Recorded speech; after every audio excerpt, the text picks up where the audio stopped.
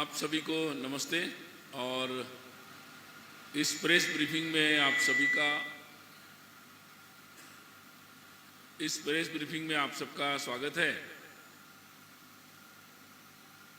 आप सभी राष्ट्रीय स्वयंसेवक संघ के कार्य से अधिकतम लोग परिचित हैं। आप लोग जानते हैं कि 1925 में राष्ट्रीय स्वयंसेवक संघ की स्थापना हुई और तभी से लगातार 99 वर्ष से ये कार्य चल रहा है। अच्छे व्यक्तियों का निर्माण और उनके माध्यम से राष्ट्र के पुनर्निर्माण में योगदान देने का ये कार्य लगातार उस अपने उद्देश्य के अनुसार चल रहा है। आगामी वर्ष 2025 में के विजयादशमी पर इस कार्य के 100 वर्ष पूर्ण होंगे।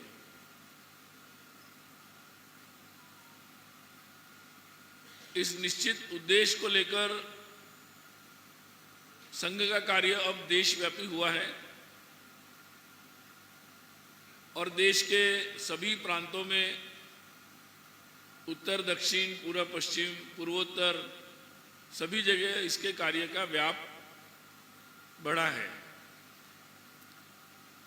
लगातार इस कार्य के दृष्टि से ध्यान में रखकर समय समय पर अखिल भारतीय स्तर पर जो प्रमुख कार्यकर्ता है वो मिलते रहते हैं और इसी क्रम में मार्च में सामान्यता के मध्य में अखिल भारतीय प्रतिनिधि सभा की बैठक होती है, जिसमें सभी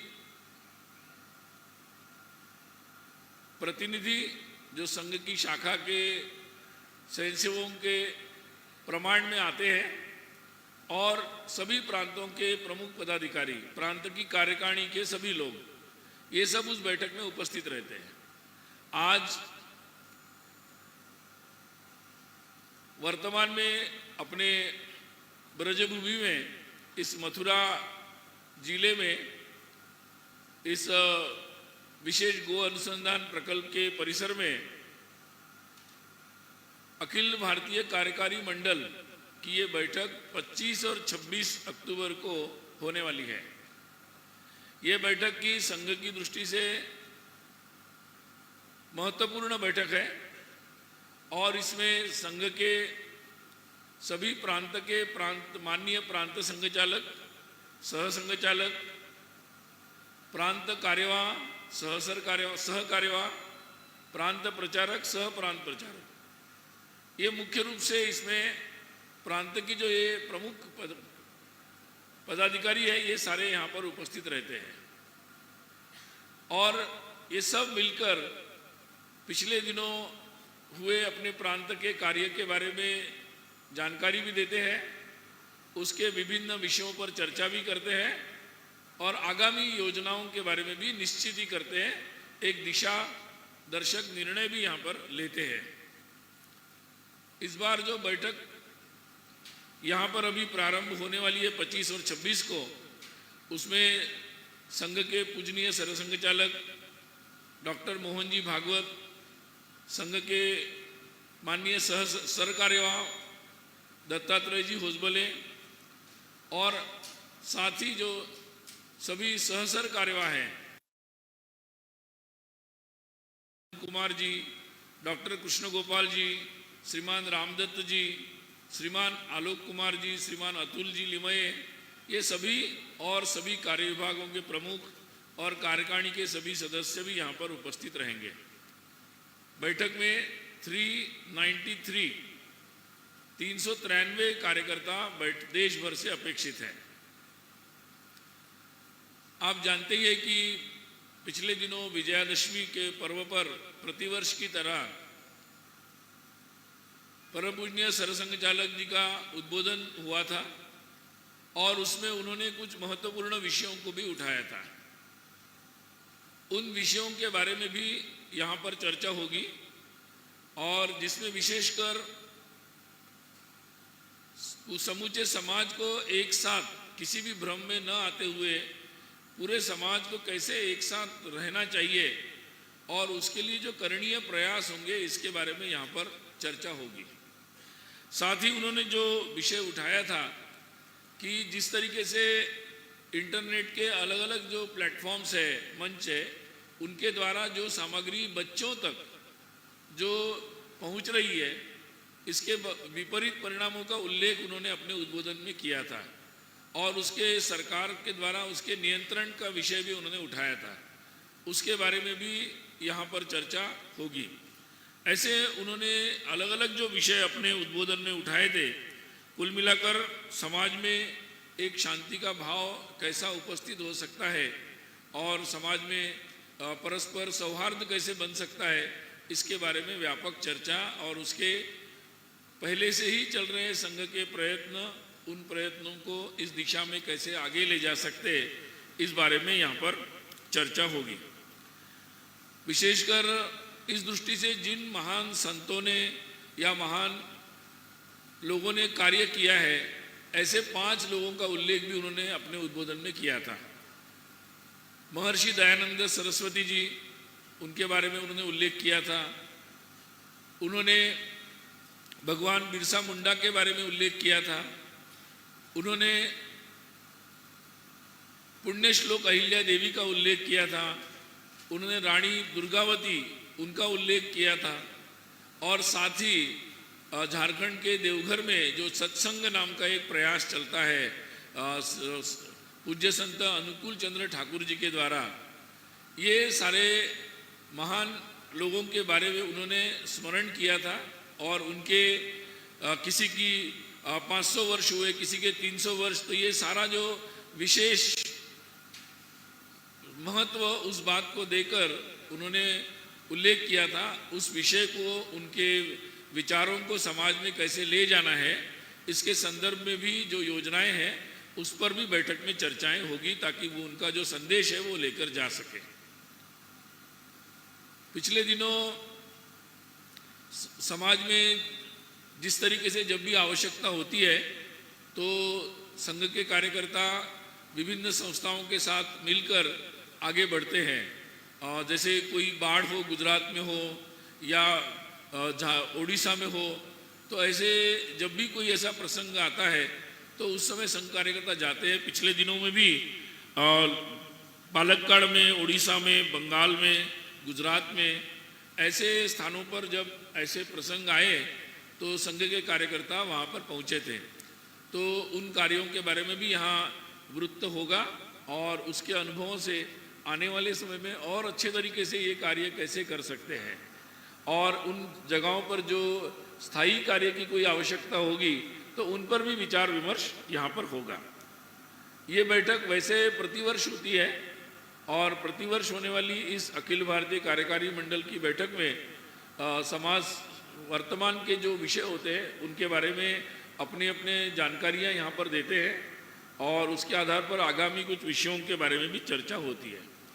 एक महत्वपूर्ण विषय जिसके बारे में पूजनीय सरसंघ चालक जी ने विजयादशमी विस्तार से उल्लेख किया था, वो संघ की शताब्दी के बारे में।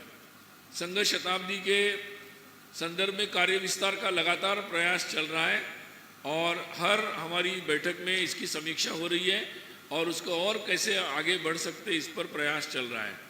तो इस बैठक में भी कार्य विस्तार के बारे में समीक्षा की जाएगी कि हम लोग अभी कहाँ तक बढ़े हैं और उसके बारे में और अगले विजयादशमी तक लगभग वर्ष का समय होगा, उसमें हम कैसे आगे बढ़ सकते हैं। इसके लिए प्रांतों ने अगले मार्च तक और मार्च से विजयादशमी तक ऐसी योजनाएं की है। तो उस संदर्भ में विस्तार से शाखा, साप्ताहिक मिलन वगैरह और हमारे अन्य प्रकार से जो कार्य और उसके प्रवास जो होते हैं उसकी चर्चा होगी।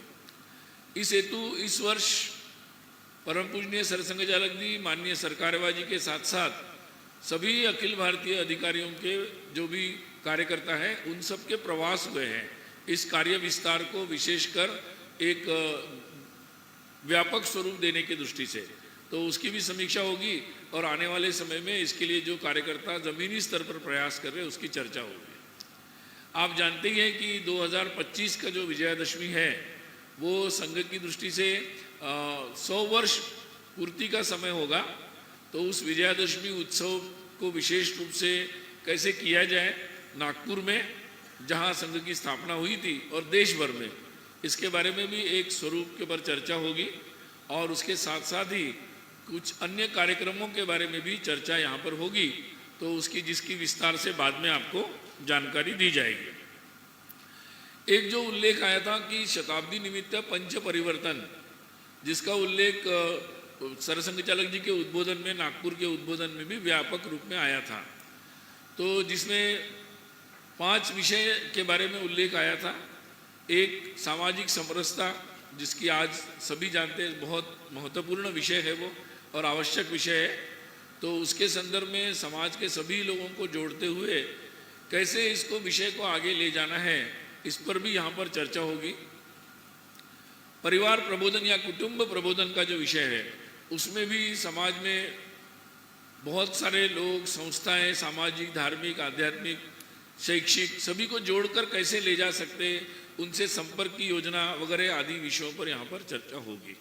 साथ ही जो पर्यावरण का विषय है और स्व के अनुसार अपनी जीवन शैली कैसी बने, जिसमें वो एक सामाजिक आंदोलन बने, और संविधान के 75 वर्ष के निमित्त नागरिक कर्तव्य जो है हमारे, उसके संदर्भ में, तो इन सभी विषयों को कैसे क्रियान्वित करना, इसके संदर्भ में अब एक व्यापक योजना समाज के सब लोगों को जोड़ते हुए कैसे करना, इस पर भी बैठक में चर्चा होने वाली है।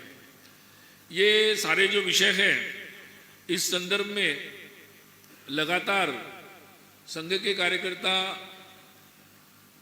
जगह जगह जा रहे हैं, गांव-गांव तक जा रहे हैं और विभिन्न प्रकार के समाज जीवन के संस्थाओं से संपर्क कर रहे हैं, सामाजिक, धार्मिक, आध्यात्मिक, शैक्षिक, व्यवसायिक संस्थाएं, और अपने अपने शाखा क्षेत्र में सामान्य सभी लोगों तक पहुंचने का प्रयास कर रहे हैं, ताकि समाज जीवन में जो आवश्यक कार्य है या लोगों की जो परिस्थिति है, तो समाज में सौहार्द रहे, एक दूसरे को मिलकर सहयोगी बनकर लोग कार्य कैसे करें, और इसके माध्यम से अपने देश की जो निरंतर प्रगति, इसको हम कैसे सुनिश्चित करें, इसके संदर्भ में पूरी व्यापक चर्चा होगी। और इसकी योजनाओं के बारे में जो अनुभव होंगे वो भी स्वयंसेवक यहाँ साझा करेंगे और योजनाओं पर भी चर्चा होगी। तो ऐसे मुख्य मुख्य विषयों के बारे में मैंने आपको जानकारी दी है। आप जानते हैं कि संघ के में प्रशिक्षण का सतत महत्व चलता है, और इस संदर्भ में जैसे 40 आयु के जो कम लोग स्वयंसेवक होते हैं, उनके प्रशिक्षण वर्ग तो अप्रैल, मई, जून में समाप्त हो गए। अभी एक विशेष वर्ग नागपुर में आयोजित होगा, वो नवंबर और दिसंबर मिलाकर 25 दिन का ये वर्ग होगा, जिसको हम कार्यकर्ता विकास वर्ग द्वितीय विशेष का अर्थ होता है 40 वर्ष की ऊपर के जो आयु के स्वयंसेवक है देश भर के, ये अखिल भारतीय वर्ग होता है। इसमें देश भर के कार्यकर्ता जिन्होंने पहले से ही संघ के अपने इसके पूर्व प्रथम द्वितीय सारे पाठ्यक्रम पूरे किए हैं, ऐसे चयनित स्वयंसेवकों के लिए वर्ग होता है। तो वो वर्ग भी इस वर्ष काफ़ी दिनों के बाद आयोजित हो रहा है, क्योंकि कोरोना के बाद वो वर्ग नहीं हो पाया था, तो उसके बाद ये वर्ग हो रहा है विशेषकर। तो उस वर्ग की भी योजनाओं पर चर्चा होगी। और बाकी देश भर में इस वर्ष जो प्रारंभिक वर्ग यानी 3 दिन के विशेष वर्गों की नई योजना बनी है, तो उस संदर्भ में जिसमें नए स्वयंसेवक जो संघ से जुड़े हैं वो अपना प्रथम यानी 3 दिन का प्रशिक्षण प्राप्त करेंगे। तो ऐसे प्रारंभिक वर्गों का आयोजन देश भर में लगातार होगा, उस संदर्भ में भी यहाँ पर चर्चाएं होगी। तो विस्तार से जो विषय होंगे उसके बारे में बैठक के पश्चात आपको जानकारी दी जाएगी। प्रारंभिक रूप से बैठकों के विषय जो है उसकी जानकारी मैंने आपके सामने रखी है। 25 तारीख को सुबह जब अखिल भारतीय कार्यकारी मंडल बैठक का शुभारंभ होगा, पुष्पार्चन से वो शुभारंभ होगा, तो उस शुभारंभ के समय अपने सब मीडिया के सभी फोटोग्राफर और वीडियोग्राफर, इनके लिए उस पुष्पार्चन के समय अपने लिए शूटिंग करने की अनुमति रहेगी और आप सब उसके लिए निमंत्रित रहेंगे।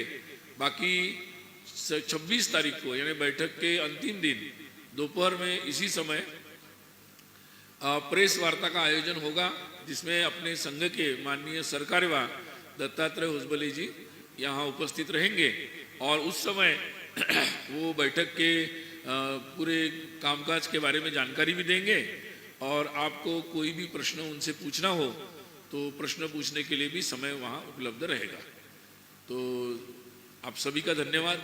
जैसा आप सब लोगों का हमेशा ही संघ कार्य के लिए सहयोग मिलता है और संघ के जो विचार और कार्यक्रम इसको समाज तक पहुंचाने का आप सतत रूप से कार्य करते हैं और हमें विश्वास है कि जो कार्य में संघ लगा है उस कार्य को सकारात्मक समाज हित के कार्य को आगे बढ़ाने में आपका आगे भी सहयोग रहेगा और सहयोग के लिए मैं पुनः एक बार आपको धन्यवाद देता हूँ। कुछ संक्षिप्त में बैठक के संदर्भ में कुछ पूछना हो, आज ये प्रेस ब्रीफिंग है तो पूछ सकते हैं, बाकी विस्तार से प्रश्न 26 तारीख को होंगे। अभी भाई साहब ने हमको आमंत्रण दिया है, 2-3 प्रश्न बैठक से संबंधित हम कर सकते हैं, उसके बाद फिर 2-3 सूचनाएं होंगी मैं आपको दूंगा। अभी आप कर सकते हैं आवश्यक है तो। कोई बात और जानना चाहते तो पूछ सकते हैं, ठीक है? हो गया? एक मिनट, 2-3 सूचनाएं मैं आपको दे। क्या? हाँ, वो मिलने के लिए आए थे, वार्ता तो उनकी दोनों की हुई है ना, तो हम क्या बता सकते हैं।